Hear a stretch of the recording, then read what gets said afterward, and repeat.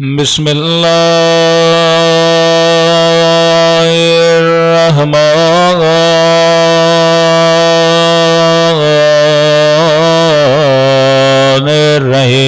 الرحيم الحمد لله رب العالمين الحمد لله كما هو أهله الصلاة والسلام على سيد المرسلين وخاتم النبيين أبي القاسم محمد اللهم صل على محمد وعلى آله الطيبين الطاهرين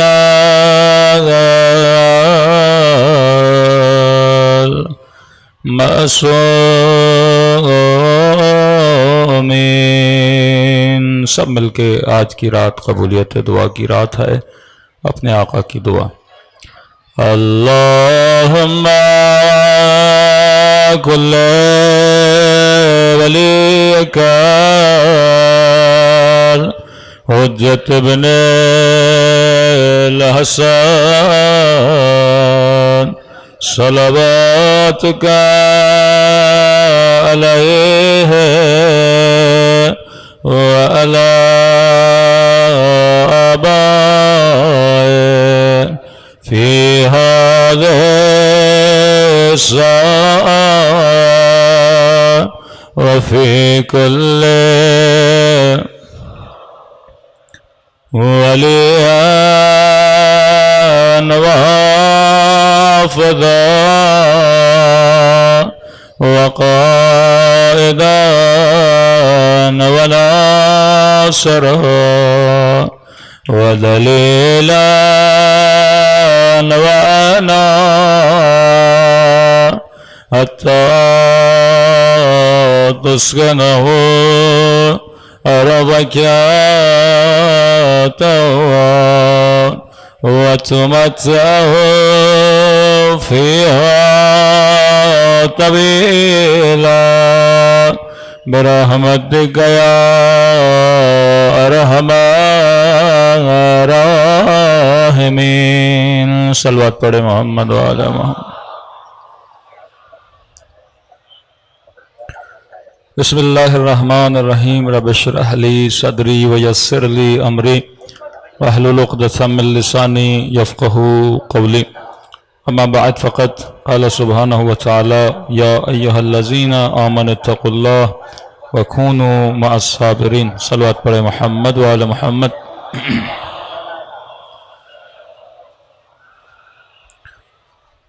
دعا ہے پروردگار عالم محرم کی ان راتوں میں کی گئی عبادتوں کو اپنی بارگاہ عالی میں قبول فرمائے، اور جس مقصد زندگی، مقصد طہارت اور حیات لے کر ان مجالس میں تشریف لاتے ہیں، خدا ان مقاصد میں بھی ہم سب کو کامیابیاں اور کامرانیاں نصیب فرما دے۔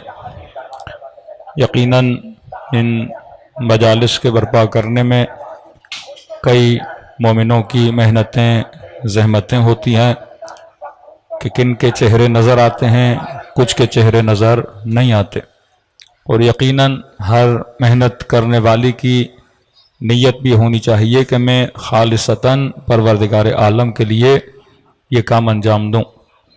ہر فرد کا مجلس عزا میں آنا یہ پارٹیسپیشن ہے امام حسین کی عزاداری کی، تقویت کی، کہ اگر مومنین کی شرکت نہ ہو، مومنین کا حضور نہ ہو، مومنین مجلس میں نہ آئیں، تو واقعاً ہم اس روح عزاداری کو دنیا کے لیے دکھا نہ پائیں۔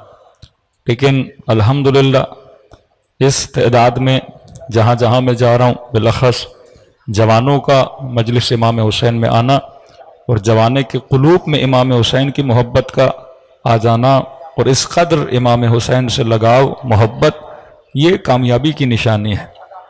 अब सवाल यह है कि इमाम हुसैन आपको फर्श अज़ा पे लेकर आए। कुछ ड्यूटीज़ इमाम की हैं उम्मत के लिए, कुछ ड्यूटीज़ उम्मत की हैं अपने इमाम के लिए। इमाम का काम यह है कि आपको पैगाम देकर जाए, इमाम का काम यह है कि आपको बता कर जाए कि हक क्या है बातिल क्या है। कि आज किसी भी शिया जवान के जहन में ये खलिश तक नहीं है यजीद और इमाम हुसैन के हवाले से, आज किसी भी शिया जवान के जहन में ये शुबहा तक नहीं है माविया और अली इब्न अबी तालिब के हवाले से। हम क्लियर हैं क्योंकि मासूमीन ने इतना क्लियर पैगाम दिया अपने खुतबों में, अपने अमल से, अपने किरदार से, कि आज हम कंफ्यूज न रहें कि हक क्या है बातिल क्या है। एक इब्न साद है जो हुकूमत की लालच है, दूसरी तरफ उन्होंने हुर की मिसाल आपके लिए रखी है। करबला मजमुआ है, यानी करबला में 80 साल का बूढ़ा भी है, करबला में 14 साल का नौजवान भी है, करबला में 20 साल का अली अकबर भी जवान भी है, करबला में खातून भी है जनाब ज़ैनब की सूरत में, करबला में 6 महीने का बच्चा भी है, करबला में 4 साल की बच्ची भी है, करबला में ज़ुहैरी मकतब वो सुन्नी भी है जो बाद में आके शिया बना, करबला में रंग के एतबार से सफ़ेद रंग वाला भी है, करबला में काले रंग का जनाब जौन भी मौजूद है, करबला में मसीहुल मकतब वो जनाब वहब कल्बी भी मौजूद हैं जो बाद में आके मकतब अहल बैत में आ गए। तो करबला मसीहियत, करबला सुन्नियत, करबला शियत, करबला रंग के एतबार से, करबला एज के एतबार से, हर किसी को इमाम हुसैन ने क्या किया है, करबला में जमा किया है। ये बताने के लिए कि अगर निज़ाम विलायत को आगे ले जाना चाहते हो तो निज़ाम विलायत में हर इंसान ने कुर्बानी देनी है। ये नहीं कि जवान कहे मैं कुर्बानी दूंगा, 80 साल का बूढ़ा कहे हमने तो जिंदगी गुजार दी, हम क्या कुर्बानी देंगे। लेकिन देखिए करबला में जनाब सईद 17 तीर अपने बदन पे लेते हैं हिफाजत इमाम हुसैन के लिए। करबला में वो काले रंग वाला जौन जिसके चेहरे को इमाम हुसैन अपने होठों से बोसा देते हैं और कहते हैं वाक़अन तुमने वफा की क्या कर दी, हद कर दी। करबला मजमुआ है उन इंसानों का जो किसी भी मुआशरे को तश्कील देते हैं। अगर आप इस मुआशरे में रहते हैं, यहाँ बूढ़ा भी है जवान भी है, और उसी तरह मजलिस इमाम हुसैन में हर रंग और हर नस्ल वाला शिरकत कर रहा है, क्योंकि पैगाम इमाम हुसैन सिर्फ एक मकतबी पैगाम नहीं है। पैगाम इमाम हुसैन सिर्फ शियों के लिए नहीं है, पैगाम इमाम हुसैन बक़ाए इंसानियत के लिए है कि अगर मुआशरे में अदल नहीं होगा इंसानियत बाकी नहीं रह सकती। अगर मुआशरे में फिस्क व फुजूर होगा आपका मुआशरा तबाह होगा। अगर मुआशरे में शराब और नशा और बेहयाई आम होगी आपकी नस्लें तबाह हो जाएंगी। तो अहले बैत बक़ाए इंसानियत के लिए निकले। एक तरफ इंसानियत को बचाने वाला इमाम है, दूसरी तरफ इंसानियत को तबाह करने वाला जालिम है। अब फरमाया आए दुनिया में रहने वालों, हम तुझे सफ़ेदी भी दिखा कर जा रहे हैं और सियाही भी दिखा के जा रहे हैं। हम तुझे वो इमाम हुसैन की रहमदिली भी दिखा रहे हैं कि जो रोकने आया था उसको हुसैन पानी पिला रहे हैं, और दूसरी तरफ दुश्मन के दिल की शकावत भी दिखा रहे हैं कि 6 महीने का बच्चा है, पानी मांगता है लेकिन कोई पानी देने के लिए तैयार नहीं है। तो करबला सिर्फ तारीख का वाक़या नहीं है, करबला एक रेवोल्यूशन का नाम है। अब 1400 साल के फासले के बाद आप सब ने एक नारा मारा लब्बैक या हुसैन, कि मौला हुसैन हम आपके बुलाने पर आने के लिए तैयार हैं। मतलब जब आप हज पे जाते हो तो कहते हो लब्बैक अल्लाहुम्मा लब्बैक, ऐ खुदा तूने बुलाया हम आ गए। मजलिसों में आकर कहते हैं लब्बैक या हुसैन, मौला हुसैन आपने फर्श अज़ा पे बुलाया मैं आ गया। तो ये बुलावा सिर्फ मजलिस फर्श अज़ा की हद तक महदूद नहीं है, ये बुलावा पूरी जिंदगी के लिए है कि वाक़अन मेरी जिंदगी ऐसी है कि मैं इमाम हुसैन के सामने इसी तरह चमक सकूं जिस तरह असहाब इमाम हुसैन चमके थे। तो हमने कुछ सिफात बताई। अब सिफात इतनी है कि वाक़अन एक अशरे में गुंजाइश नहीं होती, हर सिफत को खोल के जवान को समझाना पड़ता है। कि हमने कहा पहली सिफत सिफत बसीरत है। जब तक ये बसीरत नहीं तब तक इंसान को हक़ व बातिल की तलाश नहीं है। आज देखिए ओमान में, ओमान अरब कंट्रीज के हवाले से वो वाहिद मुल्क है जहाँ पे बहुत पीसफुल लोग हैं। کیونکہ وہاں پہ اکثر جن کا مذہب اور مکتب ہے وہ عبادی بولتے ہیں ان کو، مالکی المکتب ہے، شیعوں کی طرح ہاتھ کھول کے نماز پڑھتے ہیں. وہاں کسی بھی مسجد سے اذان آئے ذرہ برابر بھی تعصب نہیں ہے کہ کون ہاتھ باندھ کے نماز پڑھ رہا ہے، کون ہاتھ کھول کے نماز پڑھ رہا ہے. یعنی واحد عرب ملک ہے جہاں شیعہ سکون سے رہتے ہیں، اور آج اٹیک بھی اسی ملک میں ہوا ہے شیعوں پر، جہاں کوئی سوچ بھی نہیں سکتا کہ عمان میں بھی کسی شیعہ پہ اٹیک ہو سکتا ہے. مطلب آج بھی ذکر امام حسین ان کو کھٹک رہا ہے، آج بھی وجود شیعت ان کو کھٹک رہا ہے. کہ ابن عباس کہتے ہیں کہ علی کا وجود بعض لوگوں کے لیے باعث تکلیف تھا، کیونکہ اگر اچھے سے اچھا بندہ موجود ہوگا تو لوگ بروں کو تانا دیں گے، لیکن اگر اچھائی نہیں ہوگی تو برے کو کوئی تانا نہیں دے گا. آج پوری دنیا کو کون کھٹک رہا ہے؟ ایک اسلامی ملک کھٹک رہا ہے. کیوں بھائی؟ کہ بھائی کسی کو پرابلم نہیں ہے، سارے صلح کرنے کے لیے تیار ہیں، سارے اسرائیل کو ماننے کے لیے تیار ہیں. یہ ایک ہی ملک ہے جو لوگوں کو جگانا شروع کر دیتا ہے، یہ ایک ہی قوم ہے جو لوگوں کو جگانا شروع کر دیتی ہے. ورنہ ہر طریقے سے انہوں نے سب کو منوا لیا تھا. یہ آپ مذاق مت سمجھیں کہ اچانک سے مثلا انہوں نے اٹیک کر دیا اسرائیل پر اور جس کے ریئیکشن میں اسرائیل نے اتنا بڑا جواب دیا. نہیں، یہ اسی لیے کیا گیا کیونکہ اگر وہ اٹیک نہ ہوتا اور آج اتنی شہادتیں ہو گئیں تو آج شرم آتی ہے بعض ملکوں کو یہ کہنے کے لیے کہ ہم اسرائیل کو ماننے کے لیے تیار ہیں. تو ایک اچھے انسان کا ہونا برے کے لیے بہت باعث خطرناک ہوتا ہے. ایک اچھا کسی کے لیے گالی بن جاتا ہے کہ لوگ بار بار کہتے ہیں کہ آپ چور ہو فلاں کی وجہ سے، آپ فاسق ہو فلاں کو دیکھو، آپ عبادت نہیں کرتے فلاں کو دیکھو. تو وجود اہل بیت حکمرانوں کو کھٹکتا تھا تبھی، حالانکہ اہل بیت نے کوئی لشکر کشی نہیں کی. آپ چوتھے امام کے بعد دیکھیں کسی امام نے لشکر کشی نہیں کی. پھر اہل بیت کو قتل کیوں کرتے تھے؟ پھر اہل بیت کو مارتے کیوں تھے؟ صرف ان کی فلسفی کی وجہ سے. وہ فلسفی تھی امر بالمعروف اور نہی عن المنکر. آج ہمارے بعض نادان خطیب اس چیز کی مخالفت کرتے ہیں. ارے معاشرے میں اچھائی نہیں ہوگی تو حسینیت کس طرح نظر کس طرح آئے گی؟ ولایت امیر المومنین کس طرح نظر آئے گی؟ ایک زندہ معاشرہ وہ ہوتا ہے جس میں اس کا دین زندہ ہو. ایک زندہ معاشرہ وہ ہوتا ہے جس میں اس کی ثقافت زندہ ہو. اگر ثقافت زینبی، اگر ثقافت حسینی ہمارے معاشرے میں نہیں تو کچھ بھی نہیں. مسئلہ اس چیز سے نہیں ہے. آپ انگلینڈ چلے جائیے، جتنے جلوس نکالیے، امام حسین کے علم بھی اٹھائیے، ان کو مسئلہ نام حسین سے نہیں ہے. لیکن اسی جلوس میں فلسطین کا جھنڈا لے کے نکالے، ان کو مسئلہ ہے. کہتے ہیں ہسٹری کے نعرے مارو لیکن اس کو آج پہ امپلیمنٹ نہیں کرو. مرا ہوا یزید جو قبر میں پڑا ہوا ہے اس پہ لعنت بھیجو، ہمیں کوئی مسئلہ نہیں. لیکن یہ مت کہو کہ جس کے اندر اس یزید کی صفات ہیں وہ بھی یزید ہے اور ہم بھی اس کے مقابلے میں آئیں گے. یہ جو فکر امام خمینی کی فکر تھی کہ قوموں کو زندہ کیا جائے، مسلمان مفتی مولوی صرف ممبر پر بیٹھ کر تاریخ کے قصے سناتا رہے، فلاں بہادر تھا، فلاں یہ تھا، فلاں وہ تھا. بھائی آپ کے اندر کون سی بہادری ہے؟ آج ہم یہ پڑھیں کہ امیر المؤمنین نے 1000 رکعت نماز پڑھی اور اس خطیب کو یہ شرم نہ آئے کہ میرا جوان 17 رکعت نماز نہیں پڑھتا. آج ہم سیدہ زینب کی چادر کی تو بات کریں، کیا ہم شیعہ سوسائٹیوں میں گاڑیوں میں نہیں جاتے؟ یہی انچولی، یہی نیو رضویہ، یہی جعفر تیار، یہی آپ کا سولجر بازار، کیا ایک خطیب گاڑی سے نہیں آتا؟ کیا اسے نہیں پتا کہ معاشرے کے حجاب کی صورتحال کیا ہے؟ کیا ہمیں نہیں پتا کہ ہمارے بچے یونیورسٹیز میں جاتے ہیں وہاں پہ کیا معاملات ہیں؟ کیا ہمیں نہیں پتا آفس میں جو لوگ کام کرتے ہیں ان کے معاملات کے کیا حال ہیں؟ لوگوں کے سوالوں سے پتا لگتا ہے کہ معاشرے میں کون سی بیماریاں ہیں. اور میں ممبر پر سیدہ زینب کی چادر پہ تو پڑھوں لیکن یہ درد میرے دل میں نہ ہو کہ قوم کی کسی بچی کے سر سے چادر آج اتر رہی ہے. میں امیر المومنین کی نماز پہ تو پڑھوں، 4 شعر بھی لوگوں کو سناؤں، لیکن یہ درد نہ ہو کہ آج کا جوان 17 رکعت نماز بھی نہیں پڑھ پا رہا، کہ معاشرہ دن بدن پیچھے چلتا جا رہا ہے. کہ ایک بچہ یونیورسٹی جائے تو دیندار 4 سال کے بعد نکلے تو اس کا دین ختم ہو جائے.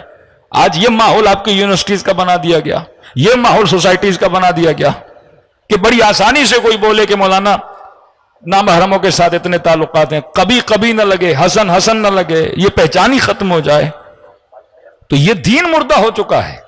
پھر صرف شعار دین باقی رہے گا کہ جس طرح آج برملا پاکستان کا مطلب کیا کہ لا الہ الا اللہ، تو نعرے مارنے میں کیا ہے کہ پاکستان کا مطلب یہ، لیکن وہ مطلب کیا آپ کو نظر بھی آتا ہے کہ نہیں؟ تبھی ہمیشہ آغا قراتی کہتے ہیں نعرہ مارنا، ادعا کرنا، اس پر بھی روایتیں ہیں کہ مدعی کون ہوتا ہے. میں نے پچھلے سال پڑھا تھا ادعا کرنا دنیا کا آسان ترین کام ہے.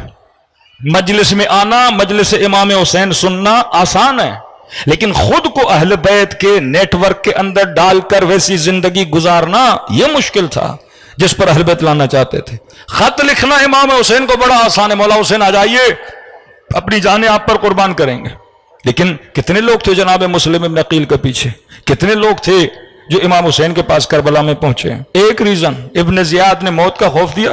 جس طرح آج اتنا مجمع بیٹھا ہے, ابن زیاد نے مجمع کو دیکھا اور کہا کہ میں وہ فصلیں دیکھ رہا ہوں جو کٹنے کے لیے تیار ہیں, مطلب تمہارے سر جو ہیں کٹنے کے لیے تیار ہیں, موت سے ڈر گئے. دوسرا, جو حکومت سبسڈی دیتی تھی عوام کو, کہا کہ آج کے بعد اس سبسڈی کو بند کر دیں گے جو حسین ابن علی کی مدد کے لیے جائے گا. مال کی محبت, جان کا خوف, جس کی وجہ سے امام حسین کو انہوں نے چھوڑ دیا اور فرزند رسول کربلا کے میدان میں تک و تنہا کیا ہو گئے, شہید ہو گئے. تو اگر حسینی معاشرہ بناؤ گے, کیوں امام زمانہ اپنی توقیات میں فرماتے وَلَوْ اجْتَمَعَ شِيَعَتُنَا, فرماتے اگر ہمارے شیعہ قلبی طور پر جمع ہو جائیں, اعتقادی طور پر جمع ہو جائیں, اعمال کے اعتبار سے جمع ہو جائیں, قول فعل عمل اگر ان کا ایک ہو جائے, تو فرمائے ہمارا ظہور بڑا قریب ہے, ہم آ جائیں, مولا آ جائیں. پھر وہی کیفیت اگر ہو جائے کہ امام کے لیے کوئی قربانی نہ دے سکے, امام کے فرمان پر کم, اب تو نہیں مولانا امام آئیں گے تو ہم کریں گے. بھائی ابھی کرو نا, یہ کیا بات ہے کہ امام آئیں گے تو ہم کریں گے؟ ابھی 24 گھنٹے کیا میرے ایسے ہیں کہ امام زمانہ مجھ سے کیا ہو جائیں, راضی ہو جائیں. نعمت جو سب سے بڑی امام حسین دے کر گئے, امر بالمعروف. عبد الملک مروان جب حاکم بنے, انہوں نے حکومت ہائے اسلامی میں امر بالمعروف پر پابندی لگا دی. پہلا خطبہ جو اس نے دیا وہ تقوی پہ دیا. اس نے کہا اے لوگوں, میں نے سنا ہے تم دوسروں کو تقوی کی دعوت دیتے ہو, لیکن تمہارے اندر خود تقوی نہیں ہے, لہذا آج کے بعد اگر کسی نے کسی کو تقوی کی دعوت دی, میں اس کا سر کاٹ دوں گا. تو مسلم معاشرے میں یہ بولنا لوگوں نے چھوڑ دیا کہ بھائی متقی بننا ہے, خود بنو, کسی اور کو کیوں بول رہے ہو؟ کوئی برائی کر رہا ہے کرتا رہے, آپ کا کیا جائے, کوئی گناہ کر رہا ہے کرتا رہے, آپ کا کیا جائے. وہی سیکولرزم کا کانسیپٹ کہ ہر بندہ اپنے گھر کے اندر رہے, باہر کیا ہو رہا ہے آپ کا نہ جائے. اب انسان گھر کے اندر تو نہیں, انسان سوسائٹی میں رہتا ہے, انسان اسکول میں جاتا ہے, انسان جاب میں جاتا ہے. آج ٹی وی آپ کے اوپر کتنا اثر رکھتی ہے, آج میڈیا آپ کے بچے کے اوپر کتنا اثر رکھتا ہے کہ جو آپ دیکھتے ہو وہ آپ کے وجود کا حصہ بن جاتا ہے, اس کی محبت آپ کے دل میں آ جاتی ہے. وہاں سے شروع ہوا. ایک شخص ہے مائیکل کو, اس نے کتاب لکھی ہے, مسیحی کرسچن واشنگٹن کا رہنے والا, کتاب لکھی. اس کا ترجمہ پرشن میں مجھے نہیں پتا اردو میں ہوا کہ نہیں, مختلف زبانوں میں اس کی کتاب کا ترجمہ ہوا. کتاب کا ٹاپک ہے امر بالمعروف والنہی عن المنکر. یہ کتاب اس نے کب لکھی؟ جب واشنگٹن میں ایک میٹرو میں کسی نشے زدہ بندے نے, شراب کی عالم میں تھا, اس نے کسی خاتون پہ اٹیک کیا اور اٹیک کرنے کے بعد اس کی عزت پہ ہاتھ ڈالا. تو یہ کہتا ہے میں میٹرو کے یہ واقعہ دیکھ رہا تھا اور میں نے ویڈیو میں دیکھا کہ سارے لوگ کھڑے تھے لیکن کسی نے اس خاتون کو بچایا نہیں. یہ اس معاشرے کی نشانی ہے جس میں امر بالمعروف نہیں, مطلب کوئی مرتا ہے تو مرے, کسی کی عزت جاتی ہے تو چلی جائے. کہتا میں نے سوچا اتنے دین آئے, کسی دین میں یہ تربیت عوام کو نہیں دی گئی کہ آپ برائی کو دیکھو تو روکو. کہتا جب میں ادیان کی تلاش میں نکلا تو میں اسلام تک پہنچا. اسلام میں جب میں نے اسٹڈی کیا کہ کس نے امر بالمعروف کو اتنا اونچا کیا تو میں نے اہل بیت تک پہنچا, اور اہل بیت تک پہنچنے کے بعد میں کربلا میں حسین ابن علی تک پہنچا کہ امت دیکھ رہی تھی نبی کے نواسے کو کاٹا جا رہا تھا, امت دیکھ رہی تھی اور لئی حسین کے ہونٹوں پہ چھڑی مار رہا تھا, امت دیکھ رہی تھی اور نبی کی نواسیوں کو شام کی بازاروں میں لایا جا رہا تھا. یہ نشانی ایک مردہ معاشرے کی.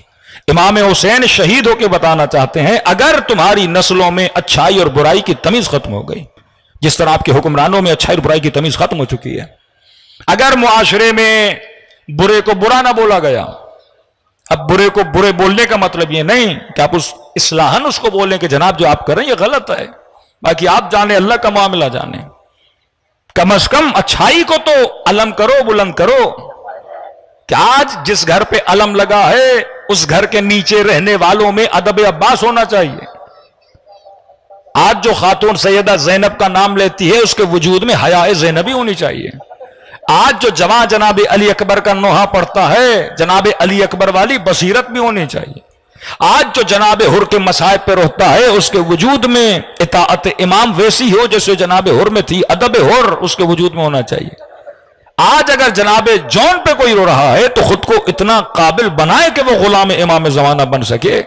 تو فرمایا اگر چاہتے ہو اصحاب امام حسین کی طرح چمکو تو تمہارے وجود میں صفات اصحاب امام حسین آنی چاہیے. تبھی فرمایا السلمان منا اہل البیت. یہ رسول خدا کے جملے ہیں, یہ امیر المومنین کے جملے ہیں. منا اہل البیت. اب لگاؤ فتویٰ کہ رسول نے سلمان کو منا اہل البیت کیوں کہا؟ اہل البیت صفت کا نام ہے. منا اہل البیت, سید نہیں, بنو ہاشم نہیں, لیکن کہا منا اہل البیت. جس طرح قرآن میں ہے نا کہ وہ شخص کیا تھا؟ آل فرعون میں سے تھا, حالانکہ فرعون کا بچہ نہیں تھا, لیکن کہا من آل فرعون, رجل من آل فرعون. آل فرعون کا مطلب کیا ہے؟ جو فرعونی نظریے پہ عمل رکھے وہ آل فرعون کہا جاتا ہے. سلمان کو کیوں کہا منا اہل البیت کا؟ جب جب سلمان کو دیکھو گے تجھے تب تب علی کی یاد آئے گی. مطلب یہ 100% کس کے نظریے پہ چلتا تھا؟ امیر المومنین کے نظریے پہ عمل کرتا تھا. سید نہیں, بنو ہاشم نہیں, عرب نہیں, قرشی نہیں, لیکن کہا منا اہل البیت کیونکہ اس کے اندر وہ صفات بن گئی. فرمایا آج اگر کوئی حسرت کھا رہا ہے کہ میں اصحاب امام حسین میں سے بنوں, فرمایا وہ صفات اپنے اندر پیدا کرو. کیوں کہا من مات علی حب آل محمد مات شہیدا؟ جو ان کی محبت پہ دنیا سے چلا جائے وہ شہید ہو کے دنیا سے چلا گیا. تو وہ صفات اگر میرے اندر آ جائیں اور وہی خواہش اور طلب ہو میرے اندر کہ واقعاً اگر میرا مولا ہوتا میں جان کو قربان کرتا, تو کہ ملائک کہیں گے یہ دنیا سے شہید ہو کے چلا گیا. صلوات پڑھے محمد و آل محمد.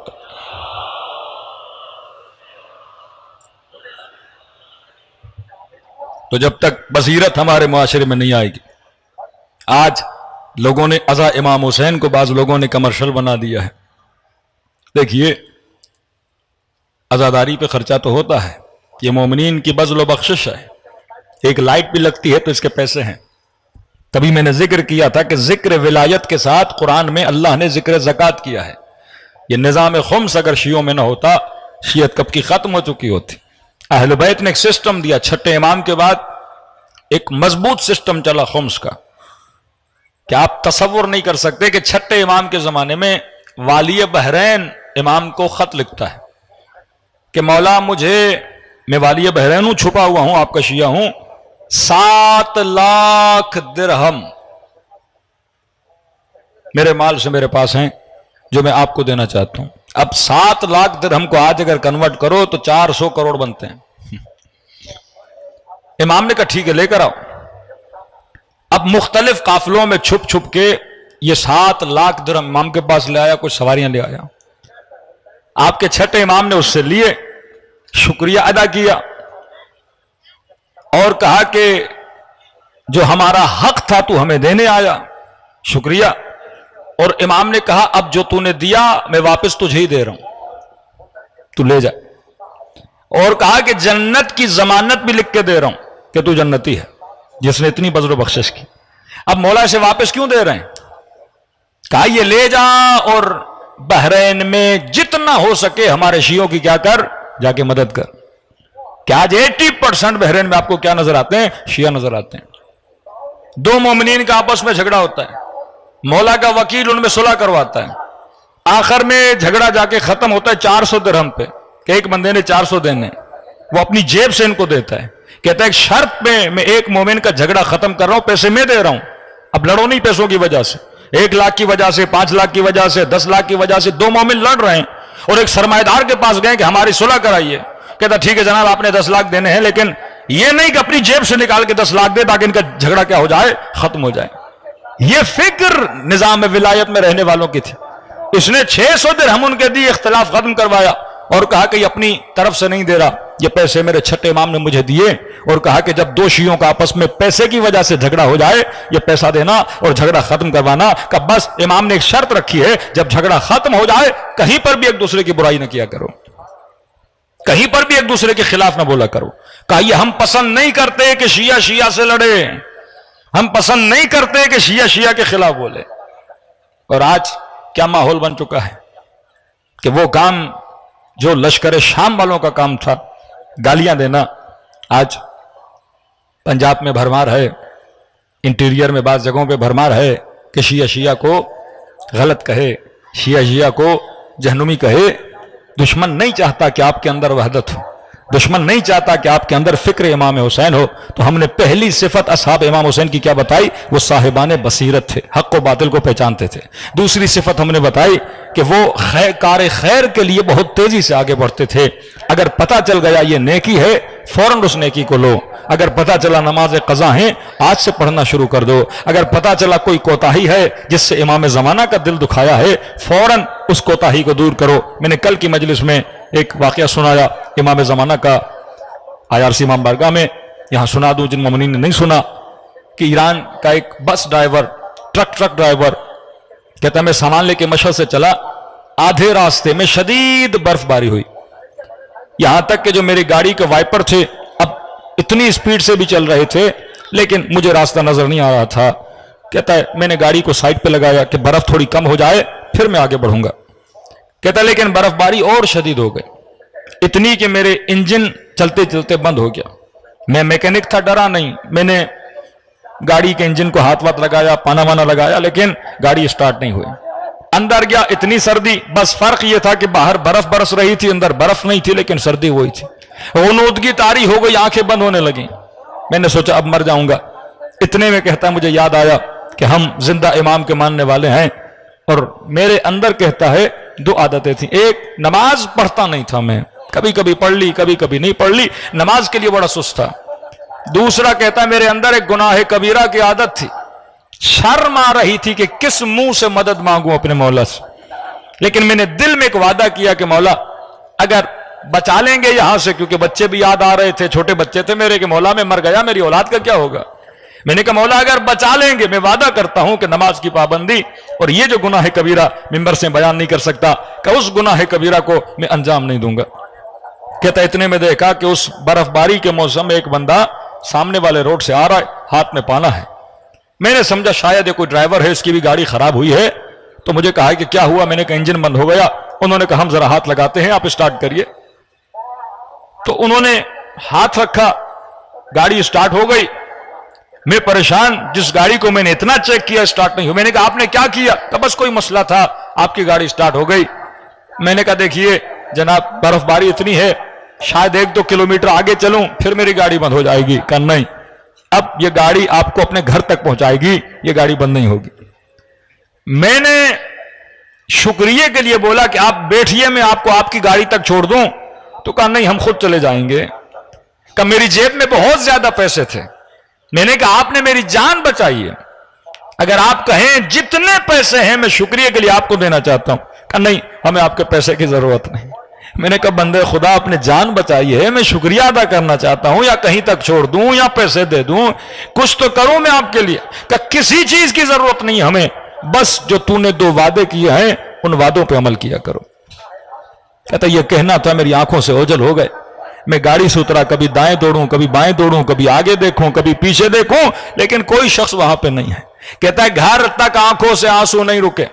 بیوی کو بٹھایا، بچوں کو بٹھایا اور کہا دیکھو آج کے بعد زندگی ایسے گزاریں گے جیسے امام زمانہ کو پسند ہے. بیوی نے کہا میرا تو دل کب سے کر رہا تھا کہ آپ دیندار بن جائیں، لیکن آپ تھے جو دینداری پہ نہیں آتے تھے. بچوں کو سمجھایا، واقعہ بتایا، اس دن کے بعد دیندار بنا. کہتا میں جب کام پہ جاتا تھا اذان کی آواز آتی تھی، سارے ڈرائیور کھانے کے پیچھے چلے جاتے تھے. میں نماز کے لیے گیا، وہ میرا مذاق اڑانے لگے، ارے تو بڑا دیندار بن گیا ہے، پہلے تو نماز بھی نہیں پڑھتا تھا، جو پڑھتا تھا ان کا مذاق اڑاتا تھا. میں نے کہا آج کے بعد مذاق نہیں اڑاؤں گا، کیونکہ میں نے اپنے ولی خدا امام زمانہ سے کیا کیا ہے؟ وعدہ کیا ہے. اگر انسان مخلص ہو جائے، یہ خوشی ہے امام زمانہ کی. آپ 10 گھر بنا لو، امام کو کیا خوشی ملے گی؟ اصل خوشی یہ ہے کہ مومن انی سلم لمن سالمکم، مومن کی تربیت کرے، مومن کو بہتری کی طرف لے آئے. تو فرمایا دوسری صفت یہ تھی سارعوا الی الخیرات، کار خیر کے لیے جتنا ہو سکتا ہے مومن آگے بڑھے. تیسری صفت ہم نے آپ کی خدمت میں رکھی تھی، صفت یہ تھی کہ مومنین کے اندر صفت فرح ہوتی ہے، مومن خوش ہوتا ہے.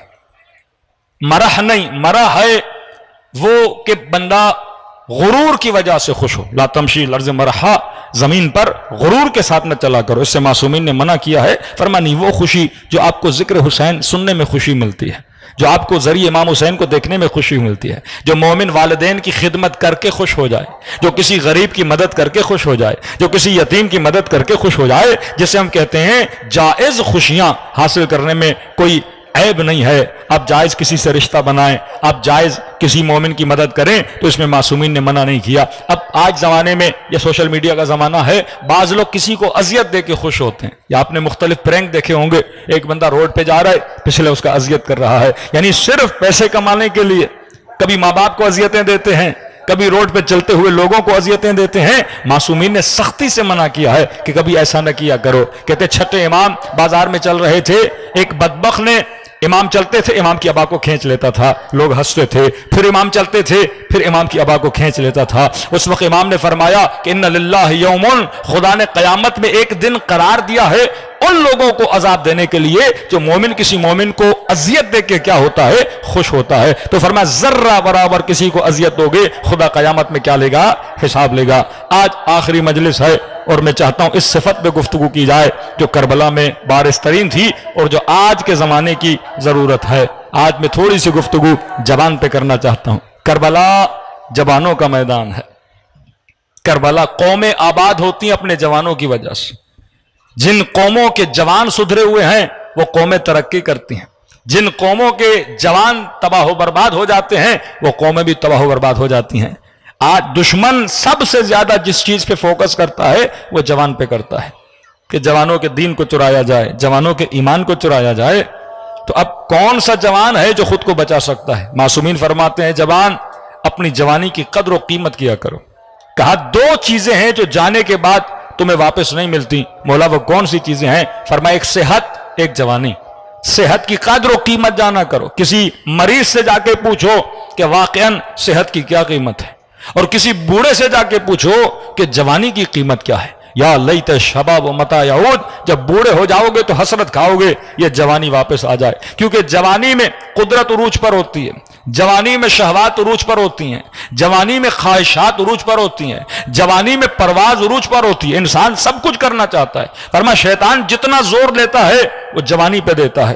جوانی میں اگر کسی نے خود کو بچا لیا، جوان کی عبادت بوڑھے کی لاکھ عبادتوں سے بہتر ہے، جوان کی نیت کسی بوڑھے کی لاکھ نیتوں سے بہتر ہے، کیونکہ جوانی میں انسان پروان چڑھتا ہے۔ کربلا کے میدان کا جوان جناب علی اکبر، کربلا کے میدان کا نوجوان جناب قاسم، یہ کربلا جوانوں کا میدان ہے۔ کسی بھی میدان میں آپ چلے جائیں سب سے پہلے جوان آگے آ جاتے ہیں۔ رسول خدا نے اسلام کی دعوت دی، جوان آگے تھے۔ خمینی صاحب نے انقلاب لایا، جوان آگے تھے۔ لہٰذا دشمن سب سے زیادہ کس پہ فوکس کرتا ہے؟ جوانوں پر۔ تبھی فرمایا معصومین نے کہ جوانی میں اپنے وقت کو ضائع نہ کیا کرو، وقت کو ایسی جگہ پہ گزارا کرو جس سے دنیا کا بھی فائدہ ہو، آخرت کا بھی فائدہ ہو۔ آج ہماری زیادہ سے زیادہ ایکٹیویٹی کیا ہے؟ جوان کے ہاتھ میں موبائل ہے۔ ارے یہ موبائل ٹیکنالوجی کے لیے ہے، یہ موبائل حصول علم کے لیے ہے، یہ موبائل کتابیں پڑھنے کے لیے ہیں۔ آج ای الیکٹرک بکس آ گئی ہیں، آج ساؤنڈز میں بکس آ گئی ہیں، آج کتنا علم انٹرنیٹ پر موجود ہے، لیکن افسوس سے کہنا پڑتا ہے، آپ جا کے ریسرچ پڑھیے، گندی فلموں میں دیکھنے والوں میں پاکستان دوسرے تیسرے نمبر پر آتا ہے۔ پنجاب کا کوئی شہر ہے وہ پہلے نمبر پر آتا ہے، جہاں کے جوان غلاظتوں کو دیکھنے میں اپنا وقت ضائع کر رہے ہیں۔ گھنٹوں ہمارے گزر جاتے ہیں غلط چیزوں کو۔ فرمایا ہمارے شیعہ لہو اور لائب سے دور ہیں۔ لہو کا مطلب ایسا کام جس کا نہ فائدہ ہے نہ نقصان ہے، یعنی صبح سے شام تک بندہ لگا ہوا ہے لیکن کوئی فائدہ نہیں ہو رہا، نہ مالی فائدہ ہے نہ دینی فائدہ ہے۔ تبھی فرمایا من غلب عقل علی ہوا، جس بندے کا عقل ہوا و ہوس پر غالب ہو جائے، فرمایا قد افلح، یہ کامیاب ہو گیا۔ لیکن جس کی ہوا و ہوس سے نفس اس کے عقل پر غالب ہو جائے، فرمایا یہ دنیا میں بھی ذلیل ہو جاتا ہے، آخرت میں بھی ذلیل ہو جاتا ہے۔ ارے نوجوان ہے کربلا کا جناب قاسم، امام حسین پوچھ رہے قاسم کیف عندک الموت، تیرے لیے موت کیسی ہے؟ کہا چچا احلا من العسل، یہ شہد سے زیادہ میٹھی ہے۔ آج جوان کو سوچنا چاہیے۔ دیکھیے جوان تب ترقی کرے گا جب اس کی ہمت بلند ہوگی، جب وہ بڑے بڑے اہداف اپنی زندگی میں سوچے گا۔ اگر میری زندگی کا ہدف چھوٹا ہے میں کبھی بھی ترقی نہیں کر پاؤں گا۔ مثلا ایک جوان یونیورسٹی جاتا ہے، پوچھو بھائی کیوں جا رہے ہو؟ کہ مولانا ماں باپ اصرار کر رہے ہیں لہٰذا پڑھنے جا رہا ہوں۔ مطلب ماں باپ کے اصرار کی وجہ سے پڑھائی کر رہے ہیں. دوسرے جوان آپ کیوں جا رہے ہو کہ مولانا ڈگری لوں تاکہ نوکری مل جائے, مطلب یہ مال کے لیے پڑھائی کرنے جا رہے ہیں. تیسرے سے کہو آپ کیوں جا رہے ہو کہ تاکہ علم حاصل کروں, اور علم جب حاصل ہوتا ہے تو عقل بڑھتی ہے, یہ تیسرا حصول علم کے لیے جا رہا ہے. تو چوتھے سے پوچھیے آپ کیوں جا رہے ہیں, وہ کہے گا کیونکہ رسول کا فرمان ہے اطلب العلم من المہد الی اللحد, علم حاصل کرو گہوارے سے لے کے قبر تک, کیونکہ علم حاصل کرنا انسان کے لیے عبادت میں شمار ہوتا ہے. لہٰذا میرا ایک ایک لمحہ جو حصول علم کے لیے گزرے گا وہ میرا لمحہ عبادت میں گزرے گا. اب جب اس نیت سے یہ یونیورسٹی جائے گا, اس کا فوکس کس پر ہوگا, حصول علم پر ہوگا. لیکن جو ماں باپ کے خوش کرنے کے لیے گیا, جو صرف ڈگری لینے کے لیے گیا, جو صرف کسی چیز کو دیکھنے کے لیے گیا, اب یہ یونیورسٹی میں جائے گا اپنا وقت بھی ضائع کر دے گا. فرمایا جوان اگر وقت ضائع کرے یہ واپس نہیں آتا, اگر محنت کر کے پڑھے گا, اگر ہدف اعلیٰ لے کر جائے گا تو اس کی دنیا بھی آباد. امام حسین کربلا سے نکل رہے ہیں, اپنا ہدف بتا رہے ہیں کہ ہدف بڑا بندے کی پرواز بڑی. ہدف بتا رہے ہیں کہ میں نانا کے دین کو زندہ کرنے جا رہا ہوں اور امت سے بدعتوں کو ختم کرنے جا رہا ہوں. اگر آپ کا ہدف یہ بنا, ہدف اگر اعلیٰ بنا تو آپ محنت کر کے علم بھی حاصل کرو گے, لیکن اگر ہدف نیچے آ گیا تو آپ کی زندگی سے محنت بھی کیا ہو جائے گی, ختم ہو جائے گی. دوسری چیز جوانوں کے لیے فرمایا, جوانوں یہ رسول خدا کا فرمان ہے سالم تفریح کیا کرو. آج ہماری ایکٹیویٹی, جوان اگر خود کو خوش کرنے جاتا ہے, کہیں گھومنے جاتا ہے تو کہاں جا رہا ہے؟ آج تفریح ناسالم ہے کہ آپ کا بچہ 4 گھنٹے پلے اسٹیشن پہ بیٹھ جاتا ہے, 6 گھنٹے کسی ڈراموں کی سیریز پہ لگ جاتا ہے. فرمایا یہ وقت ضائع کر رہا ہے. سالم تفریح, رسول خدا کیا کرنے جاتے تھے, بدن کی ایکٹیویٹیز کو انجام دیتے تھے. تیر اندازی, وہ تفریح جس کا تعلق بدن سے, کیونکہ مومن اور شیعہ کی نشانی دن میں 51 رکعت نماز پڑھتا ہے, یہ بدن کی ایکٹیویٹی ہے, مطلب ذکر خدا بھی ہے, بدن کی ایکٹیویٹی بھی ہے کہ مومن سالم تفریح کرے. تیسری صفت جوانوں کے لیے رسول خدا ماں باپ کو کہتے فرمایا ویلن, ویل ہو آخری زمانے کے ماں باپ پر جو اپنے بچوں کی دنیا کی تو فکر کریں گے لیکن آخرت کی فکر نہیں کریں گے. اصحاب نے کہا یا رسول اللہ یہ کن ماں باپ کی بات کر رہے ہیں, جو مشرک ہوں گے؟ کہا نہیں, میں مومنوں کی بات کر رہا ہوں. اسے یہ فکر تو ہوگی بچے کی سیمسٹر کا 1 لاکھ ادا کر رہا ہوں اور بچے سے پوچھتا ہے کہ آپ کا رزلٹ کیا آیا. اگر رزلٹ لو ہو تو غصہ شروع ہو جاتا ہے کہ میں نے اتنا پیسہ لگایا لیکن آپ کا رزلٹ کم کیوں آ رہا ہے. لیکن اسے یہ فکر نہیں کہ بیٹا صبح کی نماز پڑھ رہا ہے کہ نہیں, بیٹی حجاب کر رہی ہے کہ نہیں, یہ زبان سے اچھا کلام ادا کرتا ہے کہ نہیں. تو جب تک نسلوں کے دین کی پرواہ نہیں کریں گے تب تک نسلیں باقی نہیں رہیں گی. امام حسین کو اتنا درد ہے امت رسول کے لیے کہ یہ جملے کہہ رہے ہیں خرجت الاصلاح امتی, میں نکلا اپنے جد کی امت کی اصلاح کروں. کیونکہ اگر آج دین نہ بچا ہماری نسلوں کا, دشمن تو ہر چیز آپ کی لے چکا ہے, بس یہی دین آپ کے پاس باقی ہے. تو فرمایا حفاظت دین, حفاظت جوانی اس عمر میں بہت ضروری ہے. اگر جوانی میں اپنے ایمان کو نہ بچایا. چوتھی صفت اور آخری صفت فرمایا اے جوان عادتیں جوانی میں اچھی بناؤ, کیونکہ اگر جوانی میں بری عادت ہو گئی آپ کی اس وقت کی عادتیں بڑھاپے تک آپ کے ساتھ چلیں گی. جس طرح آپ مجلس میں آتے ہو آپ کی عادت بن چکی, اب جب تک بوڑھے ہوگے مجلس میں آؤ گے. ماتم کرتے ہو عادت بن چکی, بوڑھے ہو جاؤ گے ماتم کرتے رہو گے. خدا نہ خواستہ کسی جوان کو نگاہ حرام کی عادت ہے, بوڑھا ہو جائے گا بدن میں شہوت نہیں ہوگی, لیکن کیونکہ عادت ہوگی یہ چشم چران بن جائے گا, بار بار دیکھتا رہے گا, کیونکہ جوانی کی عادت ہے. کہ جو عادتیں جوانی میں بنتی ہیں وہ پختہ ہو جاتی ہیں. تو جوانی میں اچھی عادت بناؤ. کہ اچھی عادت کیسے بنائیں؟ کہ اچھے افراد کے ساتھ ہم نشینی کیا کرو, صلحاء کے ساتھ بیٹھا کرو, اچھے لوگوں کے ساتھ بیٹھا کرو, جن کے ساتھ بیٹھنے سے تجھے خدا کی یاد آئے, جن کے ساتھ بیٹھو تو اہل بیت کی یاد آئے, جن کے ساتھ بیٹھو تو اچھے اخلاق کی یاد آئے. تو ہم نشینی اچھے لوگوں کے ساتھ. دوسرا فرمایا فقیر ہے وہ بندہ جس کی زندگی میں محبت نہیں ہے. فرمایا کبھی بھی جس کی زندگی میں محبت نہیں اس کی زندگی میں غم ہے. تو فرمایا کسی ایسے محبوب کو ڈھونڈا کرو جو تجھے کس کی یاد دلائے؟ پروردگار عالم کی یاد دلائے. جو تمہیں, تبھی میں نے اس دن کہا تھا نا, ماسو فرماتے ہیں بہترین انعام کسی مومن کے لیے ہے وہ زوجہ صالح ہے, وہ والدین صالح ہیں, وہ صالح بھائی ہے, وہ صالح خاندان ہے. تو جتنا آپ اچھوں کے ساتھ رہو گے آپ اچھا بنو گے. کبھی نوٹ کیا ہے 10 دن مجلس امام حسین میں آئے آپ کے وجود میں کتنی تبدیلی آ جاتی ہے, کتنی روحانیت آ جاتی ہے. 3 دن کربلا جاتے ہو کتنی روحانیت آ جاتی ہے. کیوں؟ کیونکہ اس وقت آپ ہم نشین ہو مجلس امام حسین میں, امام حسین کے عزاداروں کے. نزول ملائکہ ہو رہا ہے, نزول رحمت ہو رہا ہے, ذکر امام حسین خود رحمت ہے. تو فرمایا اگر اچھوں کے ساتھ ہم نشین بنو گے تو زندگی میں اثر ہوگا. اب شاید کوئی جوان کہے کہ مولانا آج 9ویں مجلس ہے اور 10 کے بعد تو ہر بندہ اپنی ایکٹیویٹی میں مشغول ہو جائے گا. ہم اس کو کنٹینیو کیسے رکھیں؟ تو ضروری نہیں صرف مجلس کو سننا انسان کو روحانیت میں ڈالتا ہے.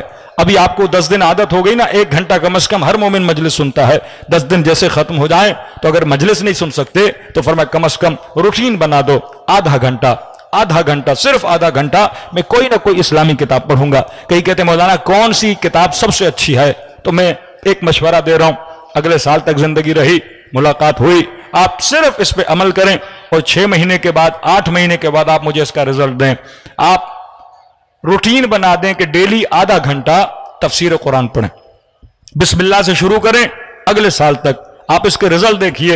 ایک عالم سے بھی 1 سال میں آپ کے پاس زیادہ علم ہوگا.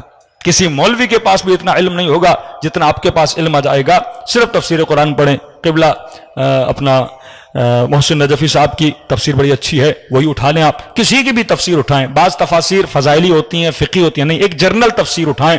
محسن نجفی صاحب کی اچھی تفسیر ہے، یا آغا قراتی کی تفسیر آ گئی ہے تو اس کو اٹھا لیں. تفسیر نور، کوئی بھی ایک تفسیر اٹھائیں، ایک کتاب خریدیں. قرآن آپ کو سمجھ میں آ گیا، پھر نہج البلاغہ بھی سمجھ میں آئے گا. قرآن سمجھ میں آ گیا، آپ بڑے سے بڑے مسلمان کے اعتراض کا جواب دے سکتے ہیں. ہاف این آور تفسیر قرآن کا مطالعہ کریں، اس کے نوٹ اپنی ڈائری پہ لکھیں اور اپنے وجود کے آئینے کو، اپنے وجود کی ذات کو قرآن کے آئینے میں دیکھنا شروع کریں گے. واللہ اتنا نور آئے گا جس کا کبھی آپ نے تصور نہیں کیا. صلوات پڑھے محمد و آل محمد پر.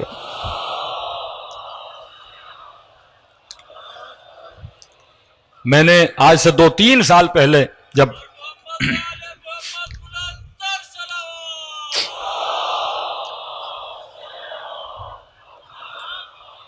ایک نیت کی تھی اللہ کے حضور میں کہ میں تفسیر قرآن کے دروس کی ریکارڈنگ کرواؤں گا تاکہ کم از کم جوان گاڑی میں ہے تو سنتا ہوا جائے. ڈیلی میں نے روٹین بنائی تھی 6 منٹ تفسیر قرآن. پھر یہ توفیق سلب ہو گئی، انشاءاللہ اس کو کیا جائے گا. تو لیکن کچھ لیکچرز ایک مومن نے سنے، کسی ویسٹرن کنٹریز کا مومن تھا، کہنے لگا مولانا ابھی میں تقریباً 2-3 جز تک پہنچ چکا ہوں، لیکن ایسے لگتا ہے کہ جیسے میرے سینے کو کسی نے کھول دیا. اتنی نورانیت آ گئی ہے. کہتے ہیں زندگی میں اتنا سکون اور اتنی خوشی آئی ہے کہ اس سے پہلے میں ڈپریشن میں تھا، پتہ نہیں کن چیزوں میں پڑا ہوا تھا، لیکن کہتا اب ایک ایسی عادت ہو گئی ہے کہ اگر ڈیلی آدھا گھنٹہ تفسیر قرآن، ظاہری قرآن کو پڑھنا اور ہے، لیکن جب آپ تفسیر پڑھو گے، اس کی نورانیت پڑھو گے، قرآن سے بہتر و برتر کوئی کتاب نہیں ہے. آپ تفسیر پڑھو گے، فضائل اہل بیت بھی نظر آئیں گے، تاریخ بھی نظر آئے گی، فقہ بھی نظر آئے گا، اخلاق بھی نظر آئے گا، معجزات انبیاء بھی نظر آئیں گے، اور آپ کا ایک رابطہ بنے گا پروردگار عالم کے ساتھ. مومن کو علم سے جدا نہیں ہونا چاہیے. آج آپ کہتے ہیں امام زمانہ سے ملنا ہے، یہ قرآن ہے، اس کو پڑھو، آپ کی امام زمانہ کے ساتھ بھی اچھے سے اچھی دوستی بن جائے گی اور امام زمانہ کا بھی محبوب بن جاؤ گے. جس کے دل میں خدا کی محبت ہے اس کی محبت امام زمانہ کے دل میں بھی آ جاتی ہے. میرے عزیز، کس طرح تربیت دی امام حسین نے اپنے بچوں کو. یہ تربیت ام البنین ہے. جوان تھے حضرت عباس کے بھائی. سیدہ زینب فرماتے آدھی رات کا وقت تھا، میں نے دیکھا کہ عباس بھائیوں کے خیمے میں گئے. کچھ بھائی ہیں 21 سال کے. ام البنین یعنی 4 بیٹوں کی ماں.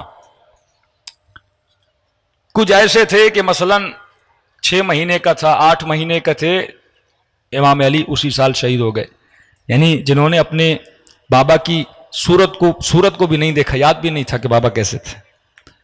یہ جوان بھائی حضرت عباس نے اپنے جوان بھائیوں کو بٹھایا، کہا بھائیو کل کیا ارادہ ہے، کیونکہ کل جنگ ہے اور شہادت ہے. تو کہا کہ عباس آپ بڑے ہیں، جو آپ کہیں، کیونکہ اماں نے مدینے سے نکل رہے تھے، ہمیں آپ کے حوالے کیا تھا، جو آپ کا ارادہ تو ہمارا. کہ یاد رکھنا کہ ہم ام البنین کے بیٹے ہیں اور حسین زہرا کا لال ہے، کہ جب تک ہم زندہ ہیں حسین کو کچھ نہیں ہونا چاہیے. اور کس طرح سے ان جوانوں نے حسین کا دفاع کیا. کب بعد میں کیا ہوتا ہے پتہ نہیں، لیکن ہمارے ہوتے ہوئے حسین کو آنچ بھی نہیں آنی چاہیے. اور واللہ شہید ہو گئے لیکن اپنے بھائی حسین پر ذرہ برابر آنچ نہیں آنے دی. یہ ہے دفاع امام، یہ تھی خدمت، یہ تھی تربیت ام البنین کی. کہ وقت کا بادشاہ بھی جب کبھی گزرتا تھا اور بی بی کی اشعار اس کے کانوں تک پڑتے تھے، کہتے ہیں اس کا دل بھی غمزدہ ہو جاتا تھا. یہ بی بی جاتی تھی جنت البقیع اور اپنے ہاتھوں سے 4 قبریں بناتی تھی، بیٹوں پہ روتی تھیں، رونے کے بعد پھر قبریں اپنے ہاتھوں سے مٹاتی تھی، پھر ایک قبر بناتی تھی اور کہتی تھی زہرا میرے بیٹوں پہ رونے کے لیے تو ان کی ماں زندہ ہے، لیکن حسین پہ کون روئے گا؟ تو کہتی ہے جعفر میں تجھ پہ نہیں روؤں گی، عباس میں تجھ پہ نہیں روؤں گی، آج کے بعد میں حسین پہ روؤں گی۔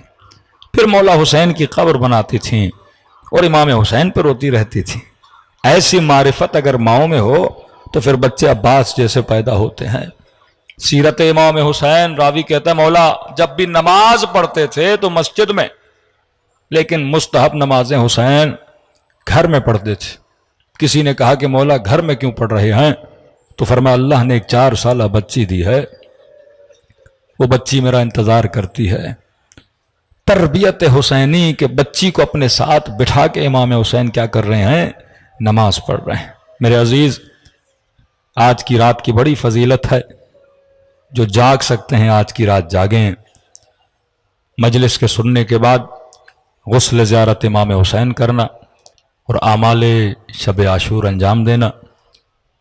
آج کی زیارت کا ثواب خود زیارت امام حسین کا ثواب ہے، کئی حجوں کا ثواب ہے۔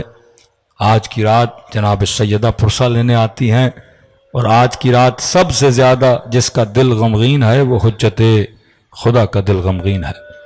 دلوں کو کربلا کی طرف روانہ کریں، سلام کریں اور دعا بھی کریں کہ خدا ہمیں ایسا بنائے جیسے ہمارے امام زمانہ ہمیں دیکھنا چاہتے ہیں۔ سب مل کے السلام علی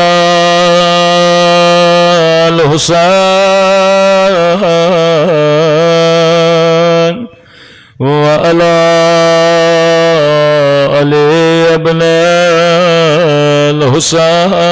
الحسین وعلی اولاد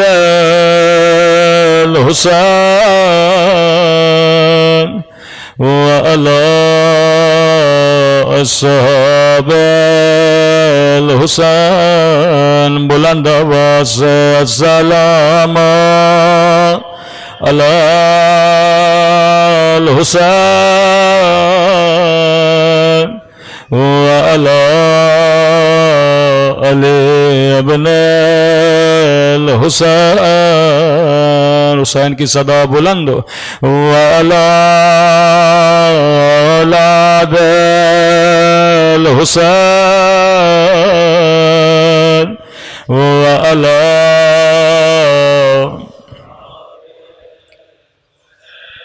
آواز تھوڑی بڑھا دیں سب مل کے السلام علی الحسین وعلی علی ابن وعلی اولاد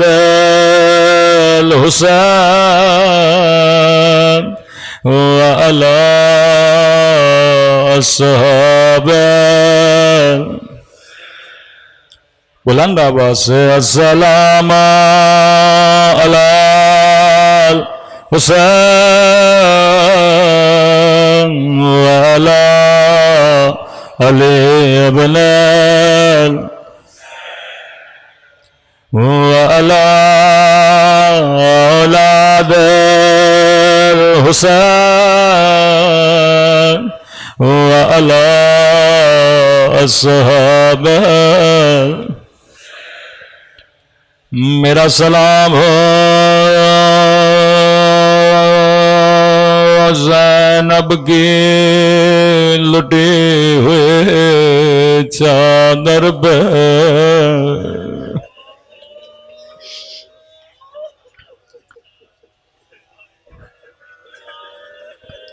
یہ سلام میرے سلام نہیں فرزند زہرا امام زمانہ کے سلام، چند جملے امام کی زبان سے سن کے رو فرمایا عزادار تو پانی روتا ہے لیکن تیرا امام زمانہ خون روتا ہے۔ تو سن کے برداشت نہیں کرتا، لیکن کہا میں نے اپنی آنکھوں سے دیکھا ظالم کس طرح سے خیموں کو جلا رہے تھے۔ کبھی 4 سالہ بچے ادھر بھاگے، بیبیاں کبھی ایک خیمے سے دوسرے خیمے میں۔ فرمایا میرا سلام ان ننھے سے رخساروں پہ، او جن کا رنگ بدلتا رہا، یہ نہیں کہ رنگ بدل گیا بلکہ بدلتا رہا۔ کبھی شمر کے تماچوں نے رنگ نیلا کیا، کبھی ظالم کے تماچوں نے رنگ کالا کیا۔ میں نے بخاری کی حدیث پڑھی تھی، رسول خدا فرماتے ہیں مسلمانوں کبھی حیوان کو بھی منہ پہ نہ مارا کرو، انہوں نے نبی کی نواسیوں کو تماچے مارے۔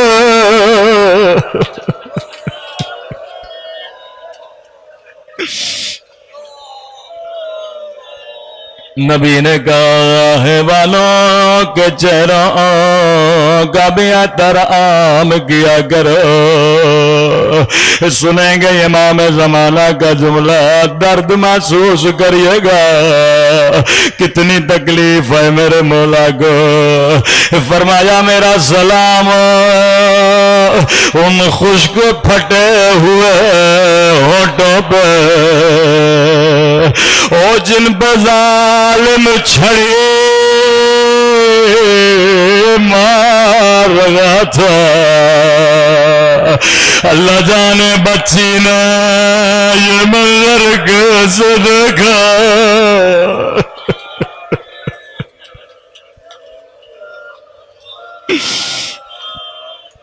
اللہ جانے میرے مولا نے یہ منظر کیسے دیکھا۔ میں نے عرض کیا مولا حسین کی عادت تھی، واجب نماز مسجد میں پڑھتے تھے، مستحب گھر میں پڑھتے تھے۔ کسی نے کہا مولا گھر کیوں جاتے ہیں؟ فرمایا اللہ نے مجھے بیٹی عطا کی ہے، یہ بچی میرا انتظار کرتی ہے۔ عزادارو مدینے سے مکہ، مکے سے کربلا، یہ بچی جب بھی نماز پڑھتی تھی 2 مصلے بچھایا کرتی تھی، ایک مصلہ اپنے لیے، ایک اپنے غریب الوطن بابا کے لیے۔ روایت کے جملے بڑے سخت ہیں، راوی کہتا ہے جب عصر عاشور کا وقت ہوا، سکینہ نے 2 مصلے بچھائے، دعا کے لیے ہاتھوں کو اٹھایا، او میرے اللہ میرے بابا کی خیر،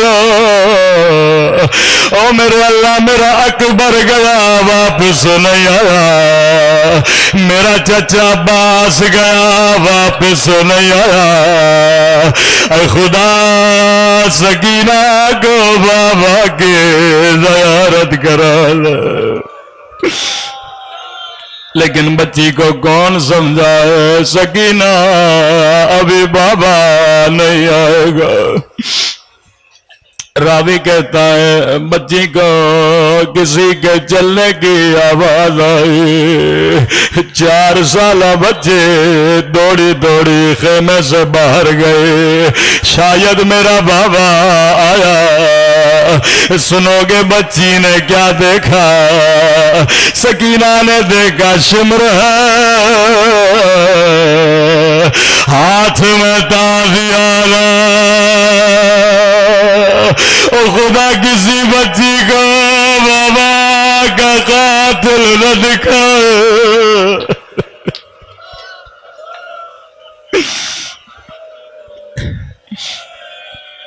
خدا کسی بچی کو بابا کا قاتل نہ دکھائے۔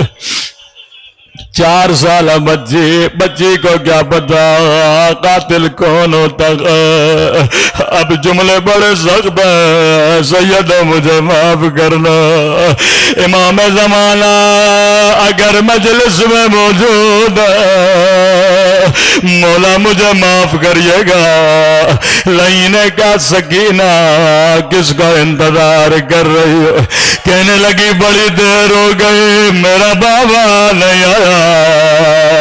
نہیں کہتا ہے بابا کو دیکھنا چاہتی ہو؟ کہتی ہے میرے بابا کو بولو۔ راوی کہتا نہیں کے ہاتھوں میں حسین کا کٹا ہوا سر تھا، او سر کو بچی کی طرف پھینکا، اے شمر تیرے ہاتھ کٹ جاتے۔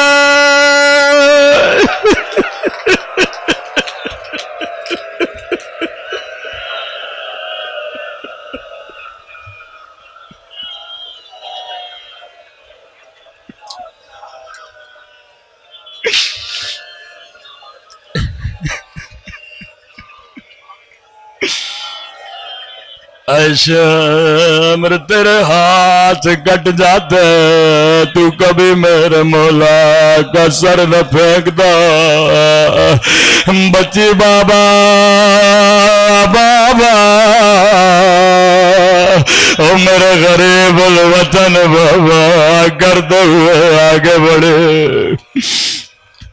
اب یہ میرا تصور ہے، روایت کے جملے نہیں۔ شاید بچی نے بابا سے پیار میں یہ کہا میرے غریب الوطن بابا، میرے تھکے ہوئے بابا، او بابا اکبر کا لاشا تو نے اٹھایا، عباس کے بالوں تو نے اٹھائے، او قاسم کی لاش کے ٹکڑے تو نے اٹھائے، او لاشیں اٹھا اٹھا کر تھک جانے والے، او بابا 3 برس تو نے مجھے اپنے سینے پہ سلایا، آج آجا میرے سینے پہ سو جا۔ آیت اللہ مظاہری فرماتے ہیں بچی بابا سے پیار کر رہی تھی، یہ شمر آگے بڑھا، بچی سے بابا کا سر چھینا، اتنے زور سے تماچے مارے، تازیان مارے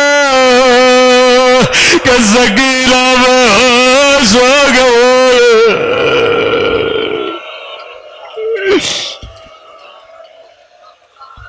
میں قربان حسین کی 4 سالہ بچی پر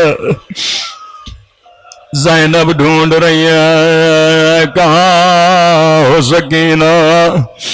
جب خیمے میں پہنچی کیا دیکھا؟ بچی بے ہوش، کان بھی زخمی ہے، نخساروں پہ نیلے نشان۔